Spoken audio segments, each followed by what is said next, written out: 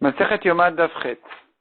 On commence, Bezrat Hashem, au Dafret Amud Aleph, à la 4e ligne. On était en train de voir la discussion entre Rabbi Yehuda et Rabbi Shimon à propos du Tzitz, à savoir est-ce que le Tzitz, il est Meratzeh, il rend les korbanot qui ont été faits Betouma Kacher, malgré la Touma, uniquement quand il est porté sur le front du Kohen, ou même quand il est posé, il n'est pas porté sur le front du Kohen, les korbanot sont quand même Kacher. On a vu, de là on est rentré à la discussion sur le mot, autour du mot tamid, où la Torah dit tamid sur le tzitz, il est toujours, la Gemara comprend qu'il est toujours meratzeh, les korbanot sont toujours kasher, aussi bien si le tzitz est porté sur le Kohen que sinon. C'est ce que disait Rabbi Shimon. Rabbi Yehuda dit non, le mot tamid vient nous apprendre autre chose. Le mot tamid vient nous apprendre uniquement que le Kohen doit être conscient, constamment, qu'il porte le tzitz. C'est ça ce qu'on apprend du mot tamid. On en était là plus ou moins. La Gemara maintenant elle continue à la 4e ligne. Ou le Rabbi Shimon d'Amar Tamid Meratzeh. Selon Rabbi Shimon qui comprend du mot Tamid, ça veut dire le titre il est toujours Meratzeh, même quand il est posé sur la table, même quand il est suspendu, il rend les korbanot kasher. Ve'aktiv al mitro venasa. Comment Rabbi Shimon comprend le passage qui dit al mitro venasa, il sera sur son front et il va porter les fautes. J'entends de là que ce n'est que quand il est porté sur son front que les fautes de Touma sont pardonnées. Répond la Gemara, Haou likva lo makom udata. Il est sur son front, ça va nous apprendre tout simplement qu'il doit être sur son front. Pas que de ça dépend la kapara des korbanot, que de ça dépend est-ce qu'il est meratzeh ou pas. Ça vient nous apprendre tout simplement que le titre doit être sur le front du Kohen et pas sur son pied.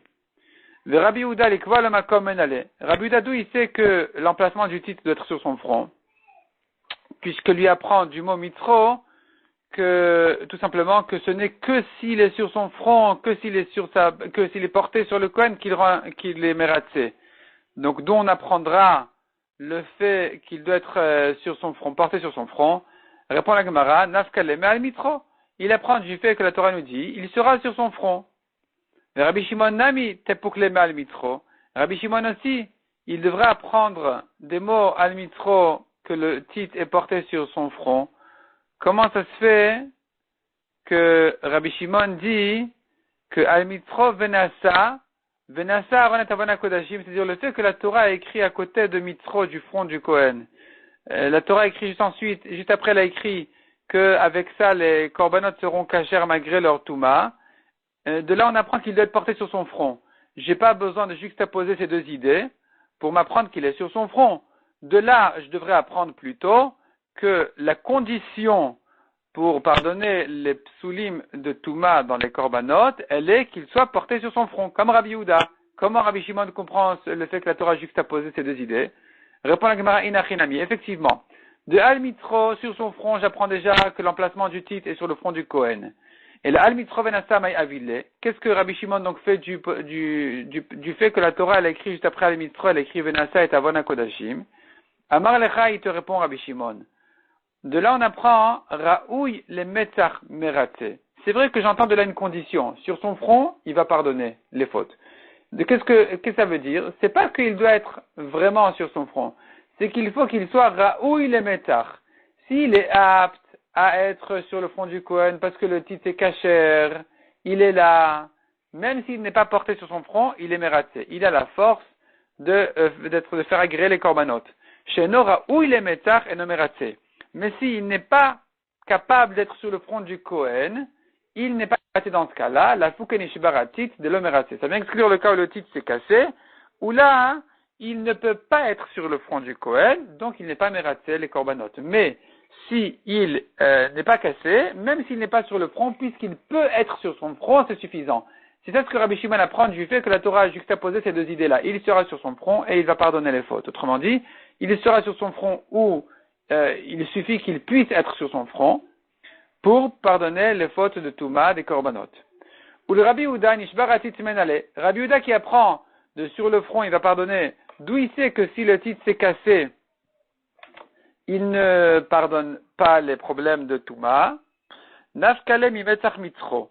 Il apprend du fait que la Torah aurait dû écrire metzach, le front. Pourquoi elle écrit mitro avec un vav son front?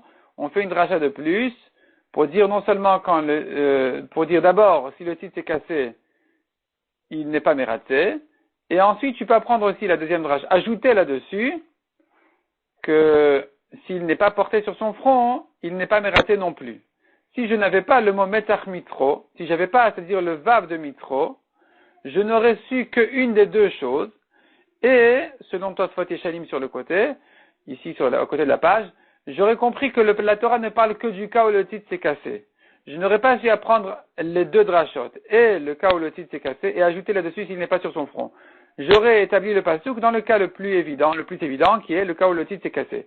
C'est pour ça que j'ai besoin de cette répétition, de cet accent-là de mitro avec le vav, pour apprendre que dans les deux cas, d'abord quand le titre s'est cassé, c'est évident après que la Torah nous le dit, qu'il n'est pas sur son front, donc il n'est pas mératé, mais même quand il n'est pas porté sur son front, même s'il est entier, il n'est pas mératé selon Rabbi Yehuda. Des Rabbi Shimon, Metach Mitro le Mashmalé. Rabbi Shimon n'entend pas cette dracha-là de la Torah aurait dû dire Metach, elle a ajouté le vav de Mitro, il n'en fait pas une dracha, il n'en fait pas une histoire, donc finalement il n'apprend ici qu'une seule halakha, laquelle, la plus évidente, c'est le cas où le titre s'est cassé. C'est là où on a exclu le ritsouille du titre. Et là, on dira le titre n'est pas mératé la touma. Mais s'il n'est pas cassé, il est entier. Même s'il n'est pas vraiment sur son front, du moment qu'il peut être sur son front, c'est suffisant pour que les corbanotes soient cachers.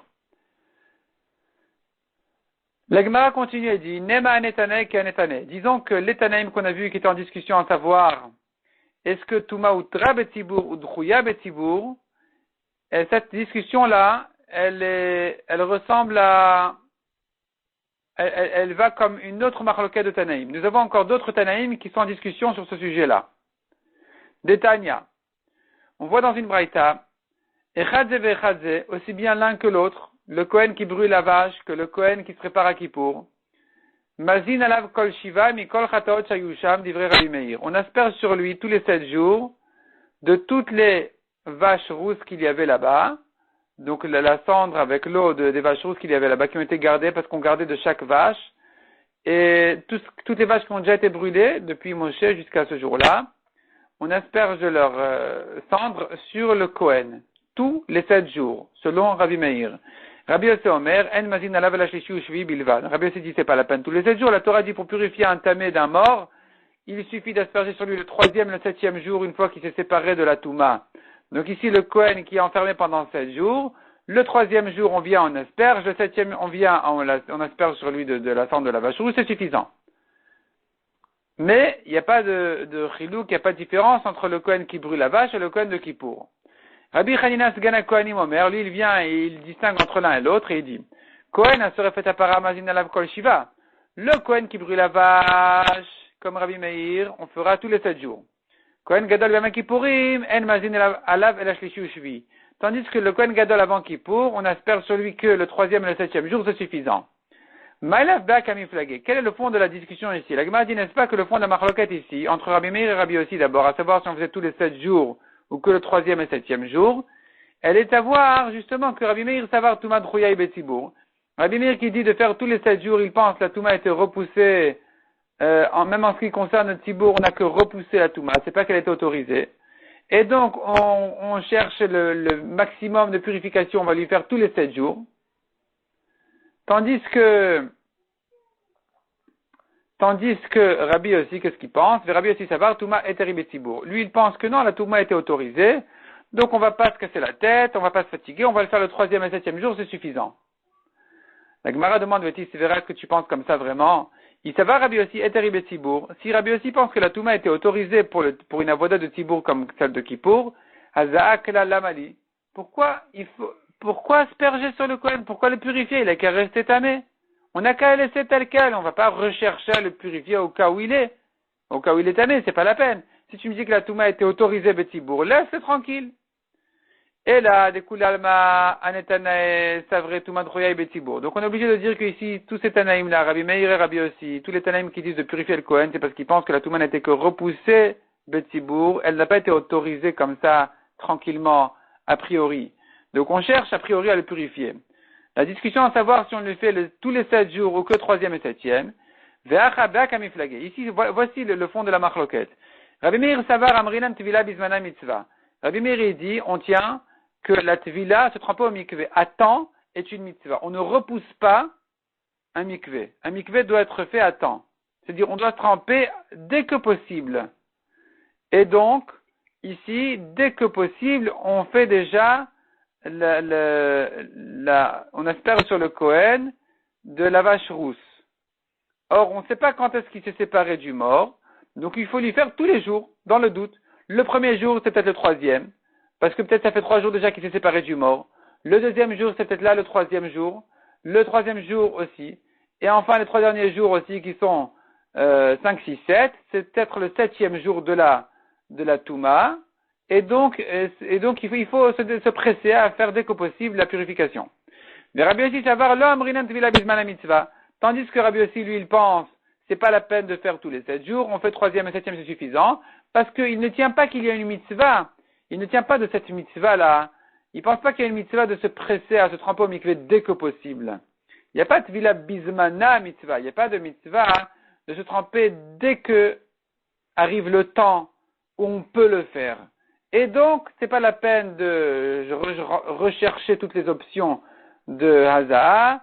On va pas faire le premier jour dans le doute où c'est le troisième. On va se suffire de faire le 3e et 7e jour et c'est suffisant.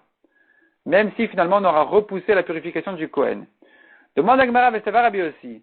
L'homme rinan tvila bismana mitzvah. Est-ce que Rabbi Yossi pense vraiment comme ça qu'on n'a pas de mitzvah de se presser à se tremper dès que possible? Vatanya. Or, nous avons une braïta qui dit pas comme ça. Qui dit, on voit dans une braïta où Rabbi Yossi pense qu'il faut se presser à se tremper dès que possible. Donc ça va contredire ce qu'on a dit ici. Selon Rabbi Yossi, on se suffit du 3e et 7e jour. Qu'est-ce qu'on voit dans la braïta? Are shaya shem, pas sham, shem, katuv al besaro. Quelqu'un qui avait écrit sur son corps, sur sa peau, était écrit le nom d'Hachem. Arezelo yichat, il n'aura pas le droit de se laver, de se rincer, parce que ça va effacer le nom d'Hachem, ce qui est interdit. Velo yasour, ni de s'enduire, d'huile ou de quelque chose, de savon. Velo yamod imkomatin. En fait, il n'a pas le droit non plus de se tenir à un endroit qui n'est pas propre, à cause du nom d'Hachem qui est dévoilé sur sa main. Nizdamna lo tvila shel mitzvah, si il a eu l'occasion, l'occasion de faire une tvila, de se tremper au mikvé, korech alav gemi vetovel. Il enveloppe sa main avec quelque chose et il se trempe avec de manière à ce que ça ne s'efface pas dans le mikvé. Laissons de côté le problème de Khatitsa, comment il s'arrange avec le problème de Khatitsa qu'il n'y ait pas de séparation entre l'eau et sa main. Mais en tout cas, selon Tanakama, il va chercher un petit quelque chose, il va couvrir le nom d'Hachem pour ne pas qu'il s'efface. Et il va se tremper avec. Rabbi Yossi Omer, Yored vetovel kedarko, ou bilvad shelo yeshafshef. Rabbi Yossi dit non, il se trempe tranquillement, sans couvrir le nom d'Hachem, et même si ça s'efface, c'est pas de sa faute. Ou bilvad shelo yeshafshef, mais attention de ne pas le frotter dans l'eau. Vekaim malan, et nous tenons que la discussion entre Rabbi Yossi et Tanakama ici, à savoir est-ce qu'il doit chercher à couvrir sa main ou pas, à couvrir le nom d'Hachem, la marlokat elle est de betvila bismana mitzvah kamiflagé. La marlokat elle est à savoir est-ce que on tient qu'il faut se tremper vraiment dès que possible ou pas. De Tanakama savoir l'homme rinan tvila bismana mitzvah. Selon Tanakama, on ne tient pas qu'il faut se précipiter à se tremper dès que possible, on n'a pas de mitzvah comme ça. Donc, il a qu'à chercher de quoi couvrir le nom d'Hachem, même si entre-temps, le temps du mikvé va passer, la première occasion, il va la louper, c'est pas grave, eh bien, il se trempera un peu plus tard, c'est pas grave non plus. Donc, Tanakama pense qu'on n'a pas de mitzvah de se précipiter à se tremper dès que possible. Mais Rabbi Yossi savar amrin antvila bismana mitzvah. Tandis que Rabbi Yossi, il dit non, ne va pas chercher quelque chose à couvrir le nom d'Hachem, parce que tu perds ton temps. Entre-temps, tu vas perdre la première occasion de se tremper au mikvé. Or, nous avons une mitzvah de se tremper à temps. Donc, dès que le jour même, ne pas repousser, et en cherchant de quoi couvrir le nom d'Hachem, il risque de perdre cette première occasion, et donc finalement on va préférer lui dire de se tremper tel quel, de manière à se tremper dès que possible. Donc voilà ici Rabbi Yossi qui tient clairement que Tvila Bismana Mitzvah, il y a une mitzvah, oui, de se tremper dès que possible. Donc ne me dis pas que la raison de Rabbi Yossi qui avait dit pour le Kohen, il suffit d'asperger sur lui le 3e et le 7e jour, parce que Rabbi Yossi ne pense pas qu'il y a une mitzvah de se tremper à temps, c'est faux. Rabbi Yossi pense qu'il y a une mitzvah de se tremper dès que possible, à temps. Dès que possible, ça veut dire le jour même. Pas à la minute, mais avant le coucher du soleil. Et là répond la Gemara, Découle alma l'an et Tanaï amrinan. Selon tout le monde, il est bien clair que c'est Tanaïm la Rabbi Meir, Rabbi aussi, il pense que Tvila bismana mitzvah. Il y a eu une mitzvah de se tremper à temps. Mais par contre, ici, la marloquette, elle est à savoir, Rabbi Meir savar makshina nazal et Tvila. Est-ce que on compare la haza'a à la Tvila ou pas? Rabbi Meir dit de même que la Tvila, il faut se tremper le jour même, sans repousser. De la même manière, la haza'a doit être faite le jour même où elle est possible.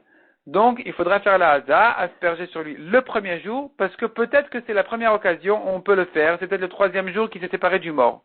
Le Kohen ne sait pas. Il ne sait pas quand est-ce qu'il a eu l'occasion de rencontrer un mort. Tout ça, c'est dans le doute. Donc, on va lui faire le premier jour déjà, la haza'a, de manière à couvrir cette option-là. De même, le deuxième jour et le troisième jour, à chaque fois, on veut couvrir toutes les options de faire à la première occasion la haza'a, parce que Rabbi Meir compare la haza'a à la tvila, de même que la tvila doit être faite le jour même, de la même manière la haza'a doit être faite dès que le jour où c'est possible. Rabbi aussi savar, tandis que Rabbi aussi, il pense, l'omakshina naza la tvila, on ne compare pas la haza'a à la tvila. Il est vrai qu'en ce qui concerne la tvila, pour le mikvé, on a vu selon Rabbi aussi, ne repousse pas. Tu fais le jour même. Mais en ce qui concerne la haza'a, c'est différent. On peut repousser. Donc on ne va pas se précipiter à lui faire la haza'a le premier jour, puisque de toute façon, il ne va pas sortir des doutes de Touma jusqu'au 7e jour. Autant attendre le 3e et le 7e jour, on fera la haza'a comme s'il vient se séparer du mort. Donc on lui fera le 3e et le 7e jour, et c'est suffisant, selon Rabbi aussi. Parce qu'on n'a pas de mitzvah de se dépêcher à faire la haza'a dès que possible, pour qu'on se rentre dans un stress de lui faire tous les jours dans le doute.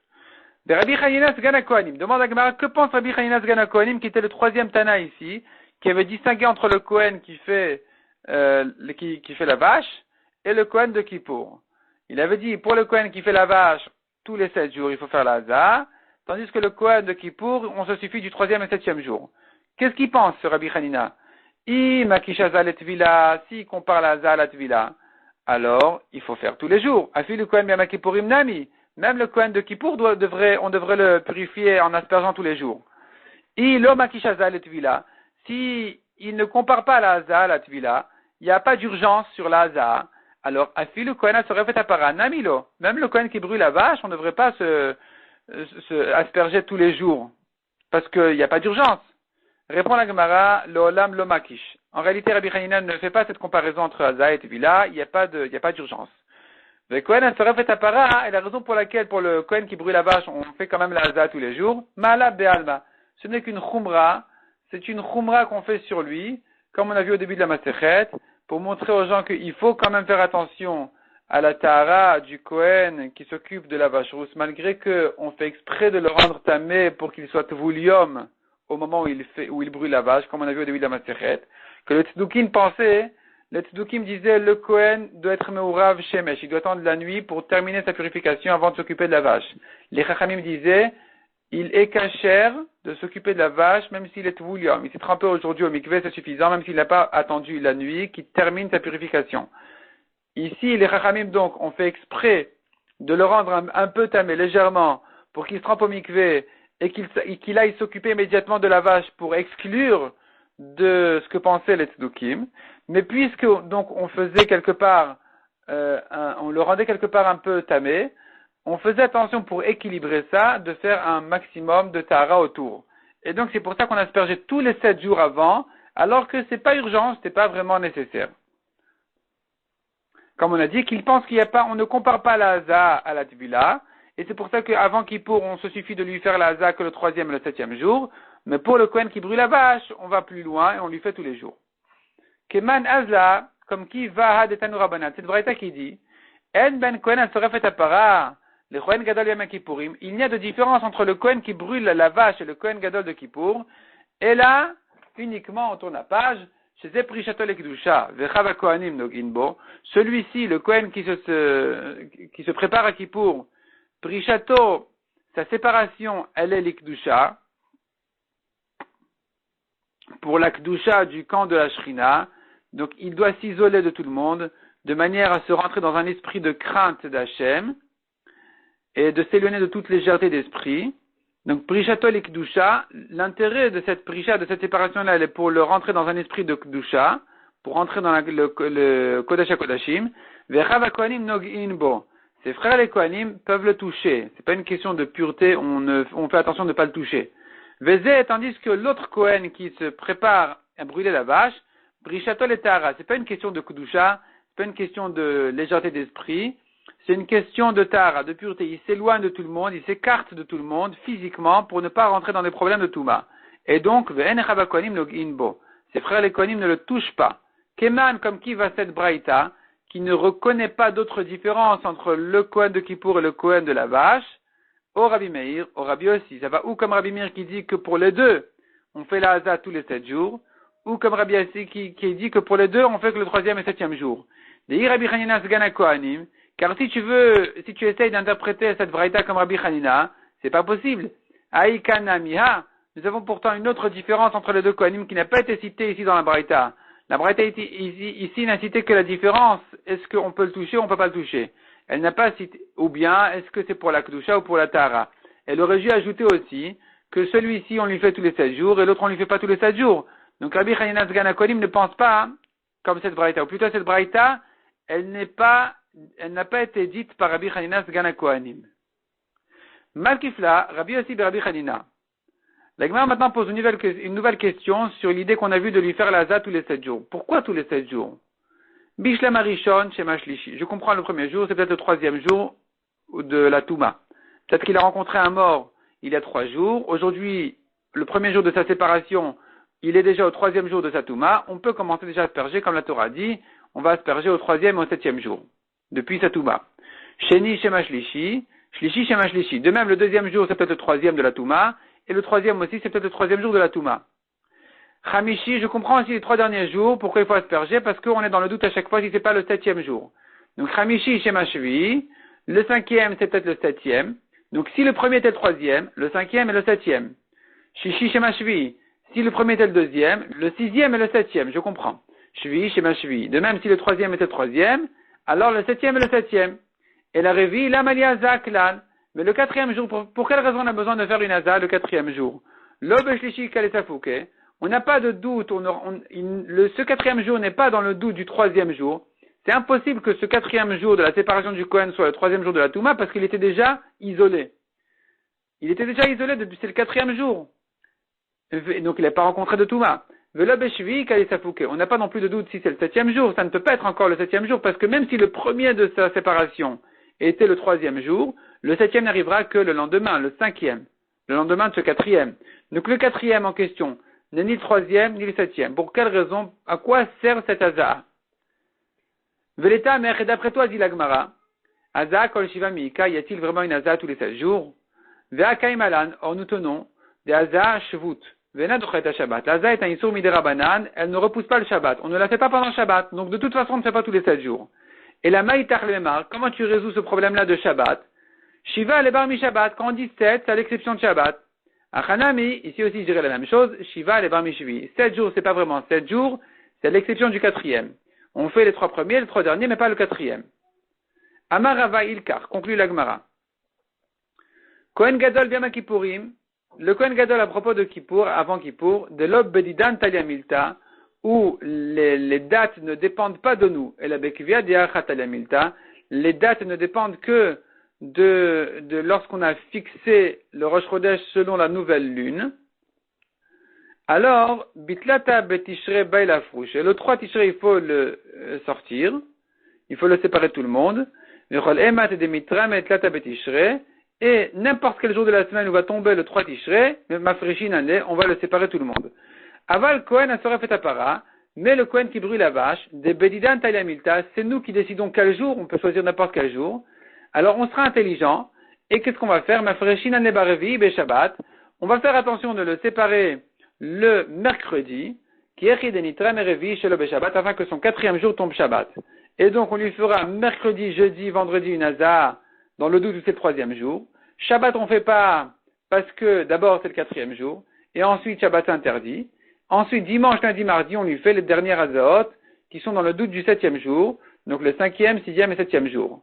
Et donc, puisque c'est nous qui choisissons la date, on va fixer intelligemment, en fonction de Shabbat, que le 4e jour tombe Shabbat. de manière à ce que tous les autres jours on puisse faire la Hazah tranquillement. La Gemara reprend ce qu'on a vu dans la Mishnah, les Lishkat Paredrin. On a vu dans la Mishnah que le Kohen était pendant les 16 jours dans la pièce qui s'appelle Paredrin Vechulei. Donc pourquoi est-ce que ça s'appelle Paredrin? Tanya Rabbi Yehuda, ou Amar Rabbi Yehuda. Vechi Lishkat Paredrin Aïta, est-ce qu'on l'appelait Lishkat Paredrin? Valo Lishkat Balvati Aïta. On l'appelait Lishkat Balvati. Lishkat Balvati, Balvati Rachidi c'est des sarim, c'est des princes, des grands, des ministres.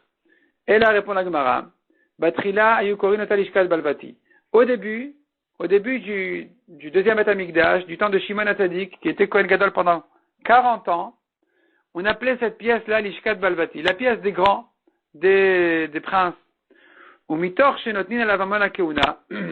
Ensuite, après Shimon HaTzadik, où on achetait la keuna gdola avec de l'argent, le Kohen qui voulait être Kohen Gadol, il payait, et il était nommé Kohen Gadol. Or, il n'était pas à la hauteur, et donc il mourait toutes les années. Chaque année, le Kohen Gadol mourait. Parce qu'il était rentré à Kippour au Kodesh HaKodashim, donc au courant de l'année, il mourait, et on changeait à chaque fois de Kohen Gadol.